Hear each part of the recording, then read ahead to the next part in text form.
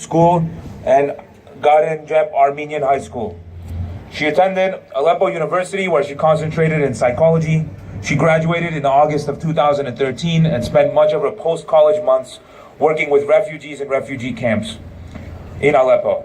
She then moved to Boston in April of 2015 to marry Vartan Mardirosian.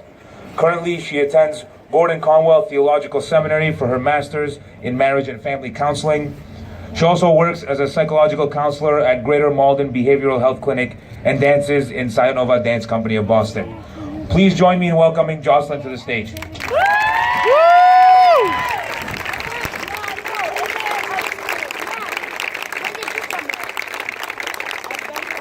Good afternoon, ladies and gentlemen. An injustice anywhere is a justice everywhere. This is a quote from the great Dr. Martin Luther King the Great, from a speech nearly 50 years ago. It is just as relevant now as it was then. We are here to commemorate the Armenian genocide that happened over 100 years ago by the hands of the Ottoman Empire. We are here to emphasize the significance of identifying the crime as it is happening, as Ambassador Henry Morgenthau did, in hopes of bringing attention to stop the crime being committed to our brothers and sisters in Syria. In this modern time of complicated proxy wars and conflicting information from different news agencies, many imply that the truth about what's happening to the Armenians in Syria is clouded. There are many forces that benefit from the war continuing indefinitely. My ancestors came from Urfa and Marash. As some of your ancestors did, mine kept the key to their house in hopes of returning one day. They escaped the Armenian genocide in hopes of escaping oppression.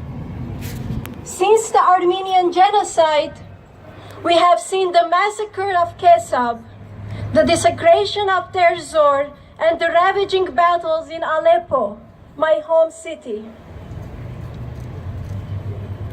From the massacres under Abdul Hamid II to the Armenian genocide under Young Turks and continued massacres from dictator Erdogan on the Armenians in Syria, we have seen the patterns of Turkic behavior.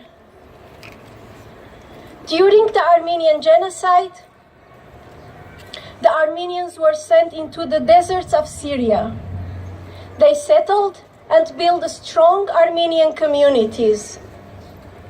We had 15 Armenian churches and over 12 Armenian schools just in Aleppo. There were over 100,000 Armenians in Syria, over 80,000 of them settled in Aleppo.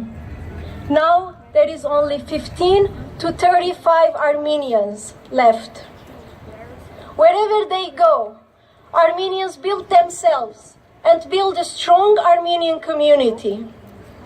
In Aleppo, we had very successful doctors, lawyers, businessmen. The community thrived for only 3 generations until the Turks once again saw an opportunity to look back to their roots, to work towards their end goal, which is at the core of their beliefs, to erase the Armenian nation by spreading us all over the world once again. The Turk has pushed Armenians out of their motherland, massacred them in other countries in the form of proxy war.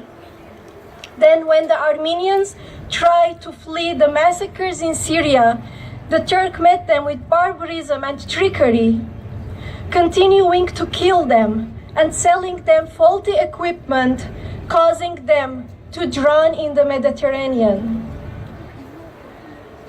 There is a saying, never turn your back to a Turk, suggesting that they will do something wrong when you turn away. The Russian ambassador learned this at the art gallery. Now they are doing it in front of you. It is time not to only be a witness and silent majority.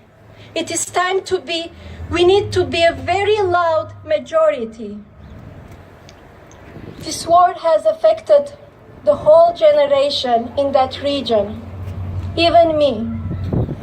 In the US, I was driving behind a truck that had a higher point that struck a bridge. It rained rust onto my car. I immediately pulled over, experiencing symptoms of PTSD. It brought me back to a time when I was sitting in my sister's car in Aleppo, and out of nowhere, a wall that were parked near collapsed on us. A rocket had hit the other side of the wall, and the wall was not strong enough to support the impact. It is common for those with PTSD to trigger and re-experience events that happened earlier in their lives.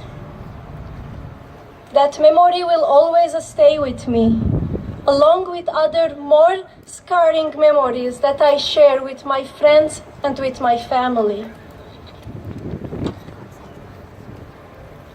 In our parents' generations, Americans said, "Eat because somewhere there is a starving Armenian." Now they say, "Appreciate what you have in life because Christians in Syria are losing everything." This should be a sober moment. This should awaken us all. 1916 French Nobel Prize winner Anatole France said, "Armenia is dying, but it will survive. The little blood that left is precious blood that will give birth to a heroic generation. A nation that does not want to die, does not die." Proud to be Armenian from Syria that will forever say, "Cut my branches, burn my leaves, but you will never touch my roots." This day marks a landmark in Boston that says, "Armenians have survived, and they shall not forget." Thank you. Abris.